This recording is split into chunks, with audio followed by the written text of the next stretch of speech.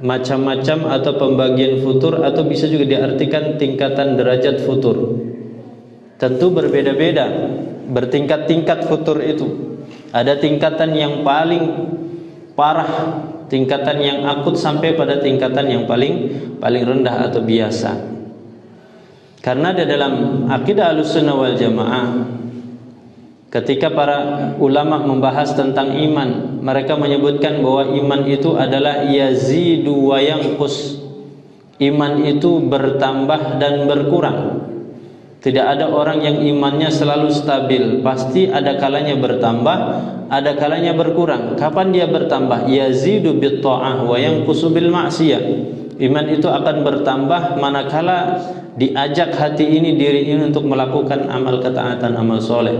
Wa yanqusu bil ma'siyah, ketika melakukan perbuatan dosa dan maksiat, pada saat itu iman berkurang atau menurun. Sehingga berkaitan dengan futur pun demikian. Pasti orang mengalami futur. Sering kita sampaikan hadis Rasulullah sallallahu alaihi wasallam untuk menunjukkan futur tadi. Inna likulli amalin atau inna likulli amilin syirrah wa likulli syirratin fatrah. Faman kanat fatratu ila sunnah afla wa man kanat fatratu ila ghairi dzalik faqad halak atau faqad khasir.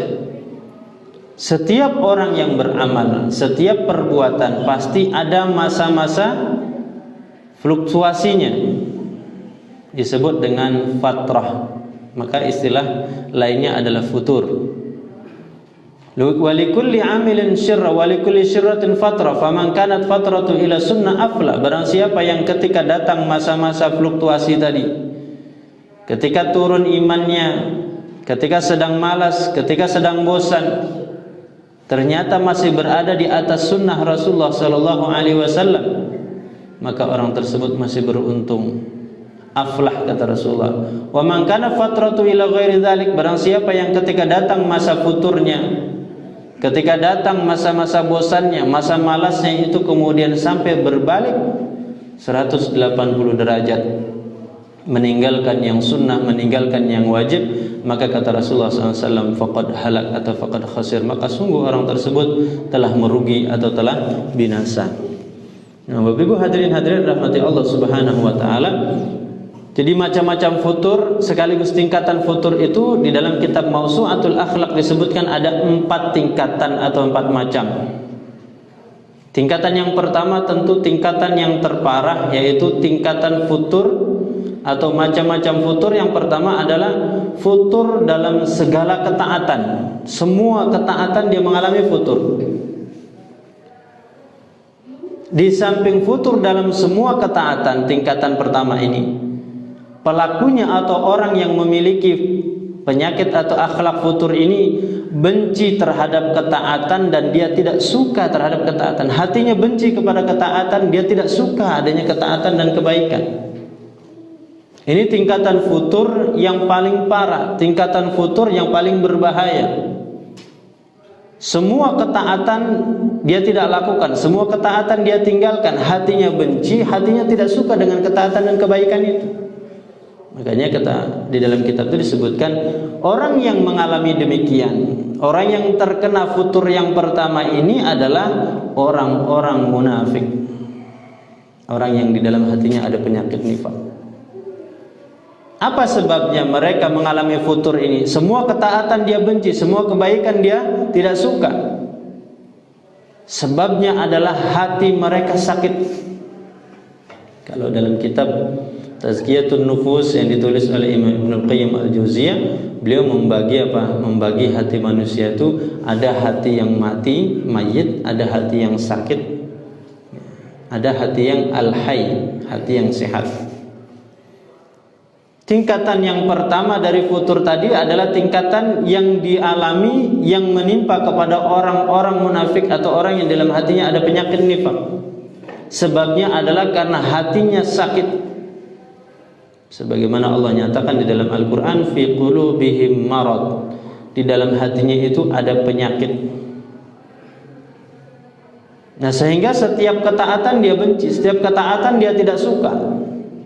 Ketaatan dan kebaikan kalau bisa dia tinggalkan seluruhnya. Kalaupun dia akan kerjakan, kalaupun akan dia lakukan, maka dia kerjakan dan dia lakukan dengan cara bermalas-malas.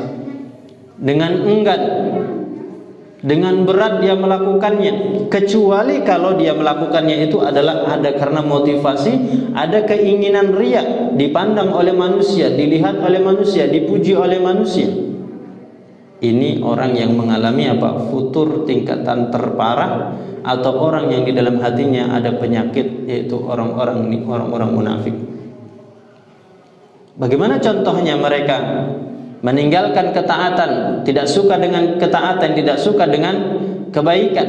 Digambarkan oleh Allah Subhanahu wa taala contohnya di dalam surat Ali Imran ayat 142. Ayat ini bercerita tentang orang-orang yang di dalam hatinya ada penyakit nifak atau munafik tadi. Apa kata Allah Subhanahu wa taala? Innal munafiqina yukhadi'una Allah wa huwa khadi'uhum. Wa idza qamu ila sholati qamu kusala yura'una an-nas wa la yadhkuruna Allah illa qalila. Ayat ini berbicara tentang orang-orang munafik tadi. Sesungguhnya orang-orang munafik kata Allah menipu Allah. Wa huwa khadi'uhum, padahal Allah lah justru yang menipu mereka. Kenapa? Sejatinya mereka menipu diri mereka sendiri. Allah ditipu. Mau menipu Allah, sejatinya mereka menipu diri sendiri. Wa idza qamu ila sholati qamu kusala. Inilah gambaran, inilah contoh bagaimana orang-orang yang di dalam hatinya ada penyakit tadi.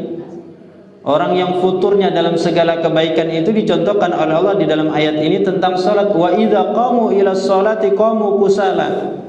Kalau mereka kemudian berdiri tegak untuk melaksanakan sholat, maka mereka tegak melaksanakan sholatnya itu dalam keadaan kusala. Pertemuan yang lalu kita sampaikan pengertian atau definisi futur, diantaranya makna futur itu kasal, malas. Wa idza qamu ila sholati qamu kusala. Apabila bangun mereka tegak untuk mendirikan sholat, maka mereka melaksanakannya dalam keadaan kusala, bermalas-malas. Pertemuan yang lalu kita sampaikan ayat ini sekaligus untuk menegur kita orang-orang beriman.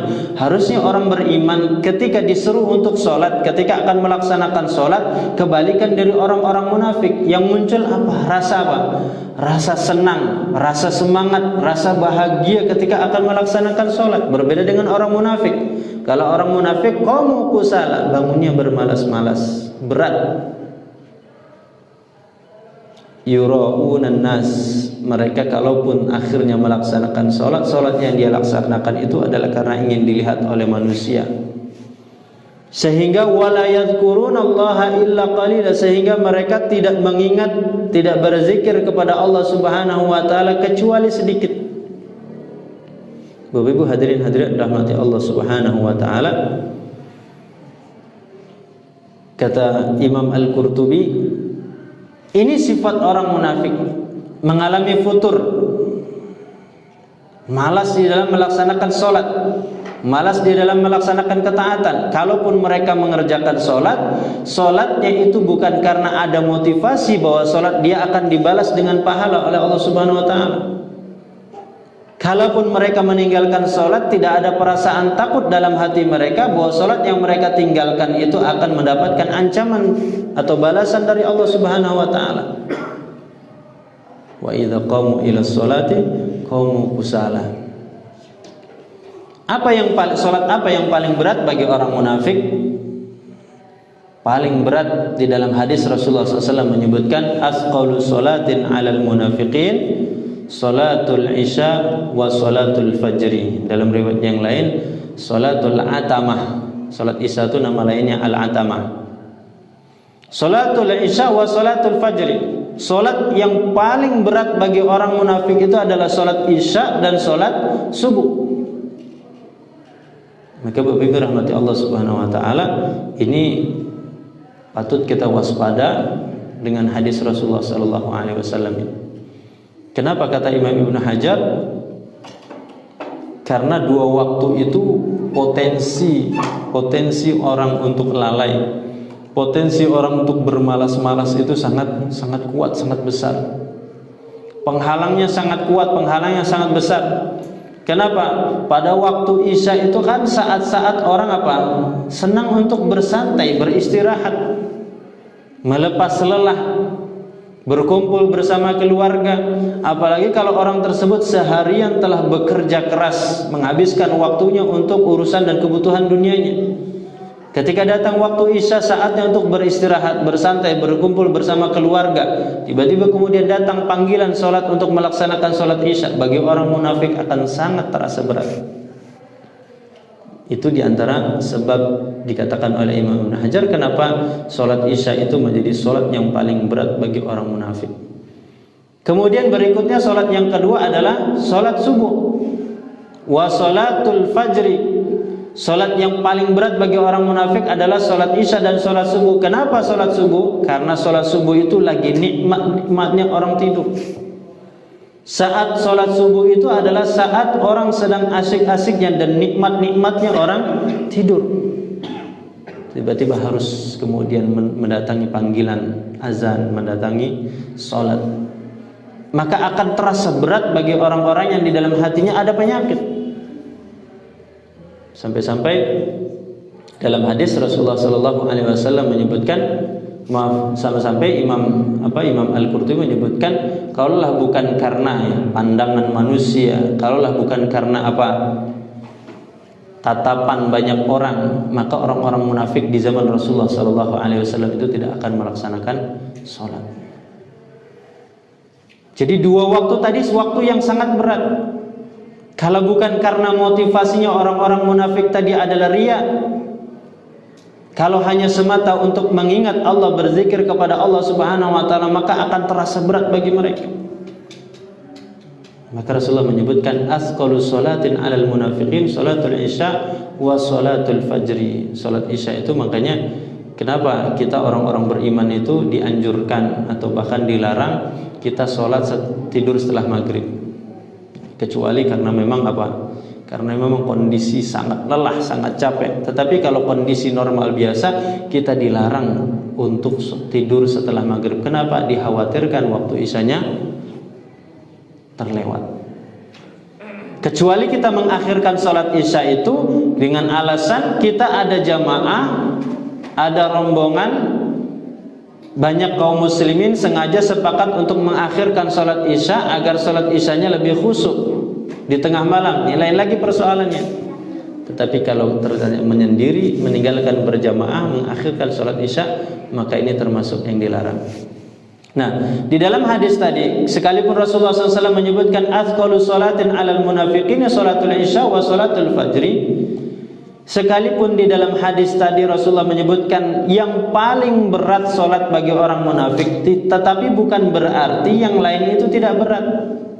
Ketika disebutkan oleh Rasulullah asqal, kalau polanya atau wazannya itu namanya af'al, artinya paling.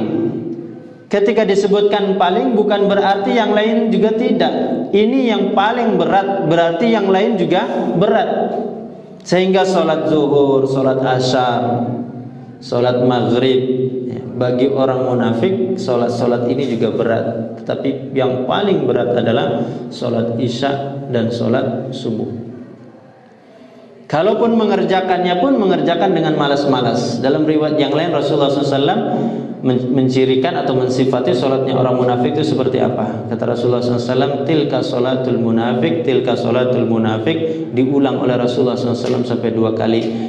Seperti itulah sholatnya orang munafik, seperti itulah sholatnya orang munafik. Seperti apa? Kata Rasulullah SAW, yarqubus syamsa.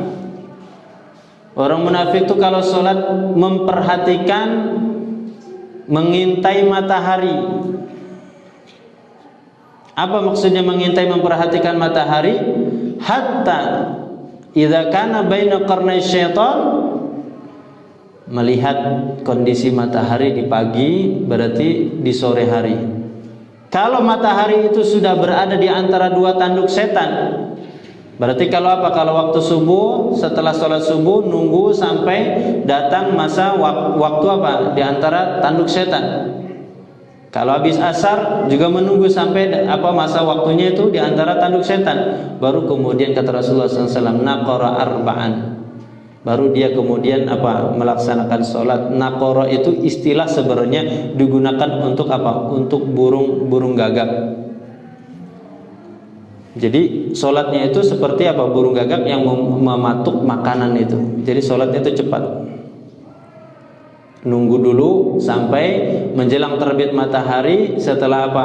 Akan terbit matahari baru buru-buru melaksanakan sholat dengan cepat-cepat. Demikian juga kalau sore hari setelah asar itu menunggu dulu sampai ketika akan datang waktu maghrib baru kemudian naqara. Ya, seperti burung gagak tadi mematuk makanan, dia cepat-cepat mengerjakan. Ini kata Rasulullah SAW, tilka sholatul munafik, tilka sholatul munafik. Itulah sholatnya orang munafik, itulah sholatnya orang munafik. Maka ini tingkatan futur yang paling parah, bagian futur yang paling berbahaya. Kenapa? Karena sebabnya itu adalah persoalan hati-hati yang sakit. Hatinya itu dijadikan oleh Allah Subhanahu wa taala sakit sehingga tidak suka dengan kebaikan dan ketaatan. Benci dengan kebaikan dan ketaatan. Untuk mengerjakan itu berat dan sulit kecuali kalau ada maslahat dan manfaat duniawi. Ya, mungkin kalau hari ini istilahnya ada yang mengatakan mungkin kalaupun dia lakukan tuh karena sekedar untuk apa? Dipandang oleh orang, pencitraan lah. Sebab di masa para sahabat Rasulullah SAW, contohnya sholat berjamaah. Kata sahabat Abdullah bin Mas'ud radhiyallahu anhu, la yatakhallafu, tidak ada yang meninggalkan salat berjamaah illa munafiqun ma'lumun nifaq, kecuali orang tersebut adalah munafik ma'lumun nifaq, diketahui kemunafikannya. Sehingga orang-orang munafik ketika itu berusaha untuk menghilangkan jejak, jangan sampai kemudian mereka kemudian nampak terlihat orang munafik sehingga ikut melaksanakan salat, tetapi salat yang dia lakukan adalah apa? Kusala, bermalas-malas. Wala yadhkurunallaha illa qalila. Kalaupun solatnya itu bukan karena untuk mengingat Allah, bukan berzikir kepada Allah Subhanahu wa taala, kecuali hanya sedikit. Ya, Bapak Ibu rahmati Allah Subhanahu wa taala, ini tingkatan yang terparah yang pertama. Insyaallah kita yakin kita tidak termasuk kepada kelompok yang pertama ini. Kelompok yang pertama ini yang bermasalah hatinya. Kemudian kelompok yang kedua atau tingkatan yang kedua dari futur ini adalah tingkatan orang yang futurnya pada sebagian ketaatan, bukan semua ketaatan. Orang kalau yang tingkatan pertama tadi semua kebaikan dan ketaatan, sholat demikian, infak demikian. Maaf tadi terlewatkan. Yang tingkatan pertama itu dikatakan di semua kebaikan. Kalau tadi dicontohkan sholat, dalam infak pun demikian. Apa kata Allah dalam surat At-Taubah? Wa ma mana'ahum an tuqbala minhum nafaqatuhum. Tidak ada yang menghalangi Allah itu menerima infak, sedekah, zakat mereka.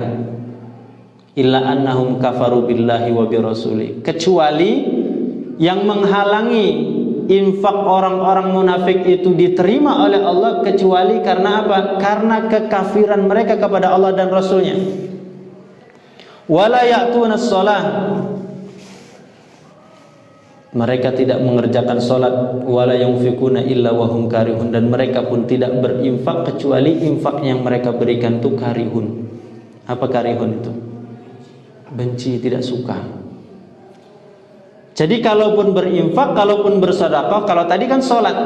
Kalau sholatnya terpaksa berat, kecuali kalau ada dipandang orang, dilihat oleh orang, ada masalah duniawi. Demikian juga orang munafik itu futur dalam semua ketaatan termasuk infak. Kalaupun mereka berinfak, infak yang mereka berikan itu dalam keadaan terpaksa, dalam keadaan berat, bukan karena kerelaan hati, bukan karena untuk mendapatkan pahala dari Allah Subhanahu wa ta'ala. Maka dalam surat At-Taubah itu banyak Allah kupas orang-orang munafik itu. Kerjaannya itu mencemooh orang munafik itu. Bagaimana cemoohnya? Ada para sahabat berinfak, infaknya banyak, mereka katakan apa? Wah, itu riya, itu pamer. Ingin dipuji, ingin apa? Disanjung oleh orang lain. Tapi kalau ada sahabat Rasulullah SAW yang berinfak sedikit, nah, dicemooh lagi oleh mereka apa? Kata mereka, masa infak sedikit, bakhil, pelit. Padahal sesungguhnya hati mereka orang-orang munafik itulah yang sakit. Sesungguhnya mereka itu berat untuk berinfak, berat untuk bersedekah. Sehingga ketika melihat ada orang infaknya banyak, sedekahnya banyak, kemudian apa? Hatinya sakit, maka dia ceme'ah orang tersebut. Ini karena riya, karena ingin dipuji orang. Tapi ketika ada sahabat berinfak sedikit pun dicela oleh mereka, dihina oleh mereka. Padahal sahabat Rasulullah SAW, kalaupun berinfak sedikit ya karena memang itulah yang mereka mampu. Dan para sahabat Rasulullah SAW ketika berinfak banyak, itulah yang apa? Yang mereka miliki, yang mereka mampu infakkan. Nah, jadi tingkatan pertama dalam semua ketaatan. Kalau baca Quran tentu begitu juga. Dalam amal-amal yang lain itu begitu juga. Ketika bangun masjidnya pun apa? Masjid dirar kan gitu. Itu orang-orang munafik. Tingkatan kedua ini di sebagian ketaatan saja. Tidak semua. Hatinya itu tidak benci pada ketaatan dan kebaikan, tetapi tidak suka dia. Gimana membedakannya? Tidak benci tapi tidak suka. Kalau benci itu kan karena memang aslinya pada dasarnya orang itu di hatinya itu apa? Ada penyakit tadi, tidak suka. Benci. Tapi apa? Hatinya benci, dia apa? Bukan karena benci, tapi tidak suka atau kurang suka. Ini tingkatan yang kedua, dan ini terjadi menjangkiti orang-orang yang disebut dengan al-fusaq, orang-orang fasik, atau juga orang-orang yang ahlus syahwat, orang-orang yang memperturutkan syahwat dan nafsunya. Orang-orang yang demikian ini, mereka tidak benci kepada ketaatan, tetapi mereka tidak suka melakukannya atau kurang suka untuk melakukan amal ketaatan itu. Nah, orang yang kedua, tingkatan kedua ini, kalau dibiarkan terus menerus, bisa saja kemudian meningkat pada tingkatan pertama, akhirnya apa? Menjadi orang yang munafik. Akhirnya kemudian dia benci dan tidak suka seluruh ketaatan dan kebaikan. Apalagi kalau dia bergaulnya dengan orang-orang yang tingkatan pertama tadi, bertemannya, berkawannya. Sebab apa kata Rasulullah SAW? Al-mar'u ala dini khalilihi. Seseorang itu tergantung kawan bertemannya, tergantung dengan siapa komunitasnya, tergantung dengan siapa bersahabat. Kalau bersahabat dengan orang yang memiliki penyakit nifak, orang yang sakit hatinya tingkatan pertama, maka lambat laun dia akan terpengaruh. Lambat laun akan apa? Akan seperti orang yang pertama. Tetapi kalau ternyata orang tersebut berkawan dan bertemannya dengan orang yang soleh, orang yang taat, maka orang tersebut juga paling tidak juga akan apa? Akan terpengaruh dengan ketaatan dan kesolehan orang tadi. Nah, ini tingkatan yang kedua. Tingkatan yang kedua ini juga karena persoalan hatinya sakit, tapi kadarnya tidak sebagaimana tingkatan pertama. Sebabnya juga karena di dalam hatinya ada sakit atau penyakit marad tadi. Kemudian Bapak Ibu rahmati Allah Subhanahu wa taala, tingkatan yang ketiga atau pembagian futur yang ketiga adalah tingkatan orang yang mengalami futur pada beberapa amal ketaatan saja. Tingkatan yang ketiga ini adalah tingkatan kebanyakan kaum muslimin. Muncul futur itu apa? Dalam kondisi tertentu saja.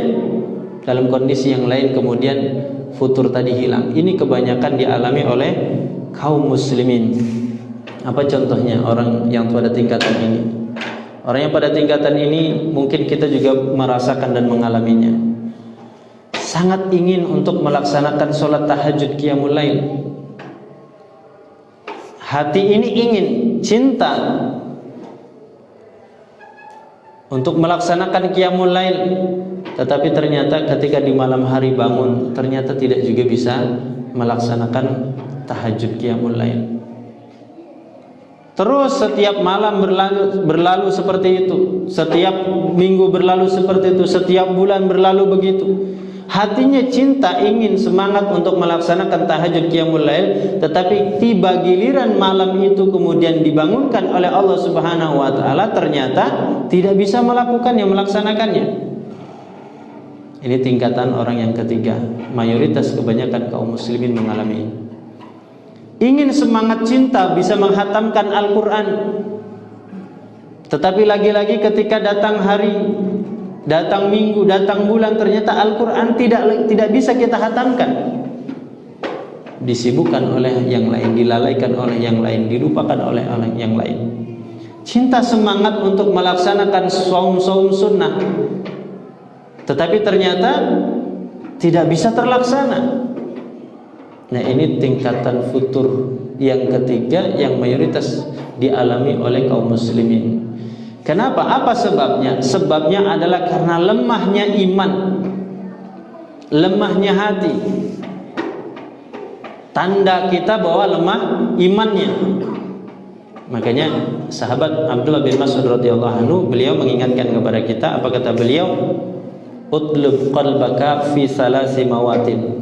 Cari hati kita itu di 3 tempat. Kalau kita mau mengukur iman kita ini sedang kuat, iman kita ini sedang naik atau sedang turun, sedang lemah, maka kata sahabat Abdullah bin Mas'ud radhiyallahu anhu, utlub qalbaka fi salasi mawatin. Cari hati kita di 3 tempat, 3 hal ini. Apa yang pertama? Pertama kata beliau, inda sama'il Qur'an. Hati kita ini ketika mendengar Al-Quran, ketika membaca Al-Quran, ketika mentadabiri Al-Quran, ketika mengkaji Al-Quran, bagaimana hati kita? Kalau hati kita di situ tenang, nyaman, nikmat, semangat di situ, kemudian kita bisa melakukannya, berarti sesungguhnya hati kita itu ada, masih hidup. Iman kita itu masih kuat. Tapi kalau ketika mendengar Al-Quran itu tidak terasa nikmat, bosan, malas. Ketika membaca Al-Quran juga datang malas, bosan, tidak menarik. Ketika mentadaburi Al-Quran juga demikian, maka kata sahabat Abdullah Mas'ud radhiyallahu anhu, sesungguhnya hati kita itu sedang tidak ada, atau iman kita ini sedang lemah atau menurun. Yang kedua, kata sahabat Abdullah bin Mas'ud radhiyallahu anhu, cari hati kita di mana? Fi majalis dzikir, di majelis-majelis zikir atau majelis ilmu. Menghadiri majelis ilmu itu bagaimana perasaan kita? Datang ke tempat-tempat pengajian, datang ke majelis-majelis ilmu, datang ke tempat-tempat kajian itu, bagaimana perasaan hati kita? Kalau perasaan hati kita itu semangat, nikmat, nyaman, maka sesungguhnya kata sahabat Abdullah bin Mas'ud radhiyallahu anhu, hati kita itu masih ada, iman kita itu masih kuat. Tapi kalau untuk datang ke majelis ilmu rasanya berat. Kalau datang ke pengajian, ke kajian itu rasanya apa? Rasanya berat, rasanya malas, rasanya sulit. Maka sesungguhnya kata sahabat Abdullah bin Mas'ud radhiyallahu anhu, hati kita ini sedang tidak ada, atau iman kita ini sedang lemah. Kemudian yang ketiga kata beliau, fi awqatil ghaflah. Cari lihat kondisi hati kita seperti apa ketika kita sedang khalwah. Bukan ghaflah, khalwah. Khalwah itu apa? Kondisinya sepi, kondisinya sedang sendirian, tidak dilihat oleh manusia, tidak ada yang memperhatikan. Kalau ternyata kondisi itu sama saja ketika kita juga dilihat, diperhatikan oleh banyak orang, maka sesungguhnya hati kita apa? Hati kita masih ada dan iman kita masih kuat. Tetapi ketika tidak ada yang melihat, tidak ada yang memperhatikan, tidak ada banyak orang, kemudian kita menganggap tidak ada yang melihat, sehingga kita kemudian berbuat dosa dan maksiat, mudah meninggalkan perintah Allah Subhanahu wa taala, mudah berbuat dosa, maka kata sahabat Abdullah bin Mas'ud radhiyallahu anhu, hati kita sedang tidak ada atau iman kita sedang lemah. Maka mohonlah kepada Allah agar diganti dengan hati yang lain. Ini sahabat Abdullah bin Mas'ud radhiyallahu anhu memberikan apa? Memberikan cara kepada kita untuk mengecek, untuk mendeteksi seperti apa kondisi iman kita, seperti apa kondisi hati kita. Lihat dan cek di 3 tempat tadi. Kedekatan kita dengan Al-Quran, keakraban kita dengan Al-Quran seperti apa. Kemudian yang kedua adalah di majelis-majelis ilmu, semangat kita dengan ilmu seperti apa. Kemudian yang ketiga, pada saat tidak ada orang lain kecuali hanya Allah Subhanahu wa taala, apakah ada perbedaan dari perilaku dan perbuatan kita atau tidak. Kalau ternyata ketiga hal itu kita beres, ketiga hal itu baik, sesungguhnya iman kita dalam keadaan baik, hati kita sesungguhnya hadir ada. Tapi kalau sebaliknya hati kita sedang tidak ada, iman kita sedang lemah. Hadirin hadirat rahmati Allah Subhanahu wa taala, tingkatan yang ketiga ini adalah tingkatan yang mayoritas kaum muslimin mengalaminya. Kadang dialami oleh orang-orang yang soleh, orang yang taat. Kadang juga dialami oleh orang-orang yang dalam keadaan bukan soleh, bukan ahli yang taat. Bahkan kadang dialami oleh orang-orang yang apa? Tingkatan kedua tadi, orang fasik, orang yang memperturutkan hawa nafsu. Tergantung kondisi imannya tadi. Semakin imannya cepat membaik, semakin imannya cepat naik, maka tingkatan futurnya meninggalkan amal tadi, kemudian dia cepat kembali dan pulih. Kemudian tingkatan yang keempat yang aman. Tingkatan kelompok yang keempat ini adalah yang aman. Seperti apa yang aman? Orang yang futurnya itu apa? Muncul sesaat saja, tidak berlangsung lama. Bosan, malas, beratnya itu muncul sesaat saja, tidak berlangsung lama, tidak berlarut-larut, tetapi dia cepat kembali dan pulih. Tingkatan yang keempat ini adalah tingkatan yang kita bisa bebas dan selamat, aman kondisinya. Karena sebabnya munculnya adalah karena faktor alami. Apa sebabnya? Di antaranya kata para ulama, sebabnya karena sakit. Sebabnya karena sakit. Ada seorang salaf, sahabat saya lupa namanya. Ada sahabat Rasulullah sallallahu alaihi wasallam. Ketika dia sakit kemudian dia menangis. Ketika itu orang-orang yang ada di sekitarnya bertanya-tanya, kenapa si fulan ini menangis? Apakah dia menangis karena sakitnya? Apakah karena dia merasakan beratnya sakit itu sehingga kemudian dia menangis? Sahabat tadi mengatakan, saya menangis bukan karena sakit yang saya alami. Saya menangis adalah justru ketika saya sakit, Allah Subhanahu wa ta'ala datangkan masa futur itu. Coba luar biasa tingkatan sahabat sampai seperti itu. Bagi kita, bagi kebanyakan orang, datang masa futur pada saat sakit itu wajar, normal. Ya namanya orang sakit, untuk berdiri sholat mungkin berat, untuk membaca Al-Quran mungkin rasa apa? Rasa nyaman itu berkurang. Apalagi untuk melaksanakan puasa, apalagi untuk melaksanakan sholat malam tahajud. Bagi kita kondisi sakit seperti itu wajar kalau kemudian meninggalkan amalan-amalan tadi. Tetapi sahabat tadi, saya lupa nama sahabatnya, tapi sahabat tadi tidak, justru bersedih menangis. Kenapa? Pada saat sakit kata beliau, justru Allah datangkan masa futur itu. Padahal wajar bagi kita. Kenapa? Beliau takut. Beliau takut apa? Jangan-jangan ketika futur yang dia alami pada saat sakit itu menyebabkan apa? Apa yang dia tinggalkan, kalau itu adalah ibadah sunnah atau itu adalah ibadah yang wajib, kalau ternyata dia tinggalkan, Allah Subhanahu wa ta'ala tidak mencatat amal itu adalah seperti amal ketika dia lakukan pada saat sehat. Sebab pernah Rasulullah sallallahu alaihi wasallam menyatakan dalam sebuah hadis apa? Idza maridal 'abdu aw safara kutiba lahu mithla ma kana ya'malu muqiman sahihan.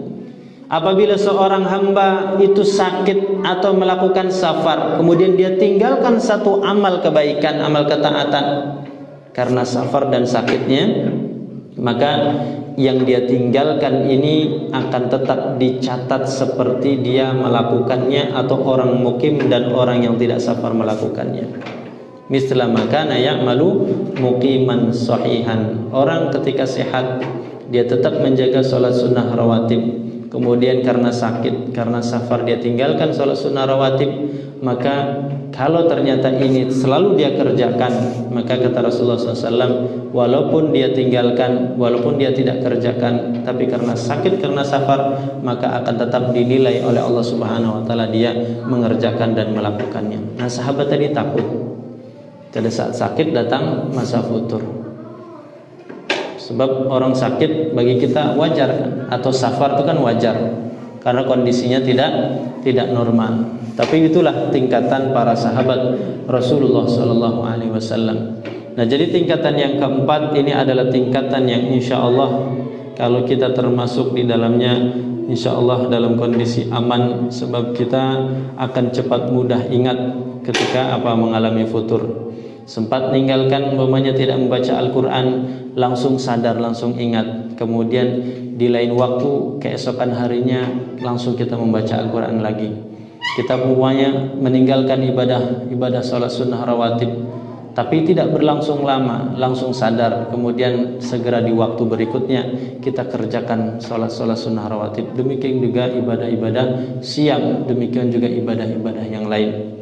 Tingkatan yang keempat ini adalah tingkatan yang aman, yang mudah-mudahan kalaupun kita mengalami futurnya seperti itu adalah futur yang tidak sampai mendatangkan dosa dan maksiat. Bapak Ibu hadirin rahmati Allah Subhanahu wa taala, yang kita khawatirkan adalah tingkatan orang yang kedua atau tingkatan orang yang pertama.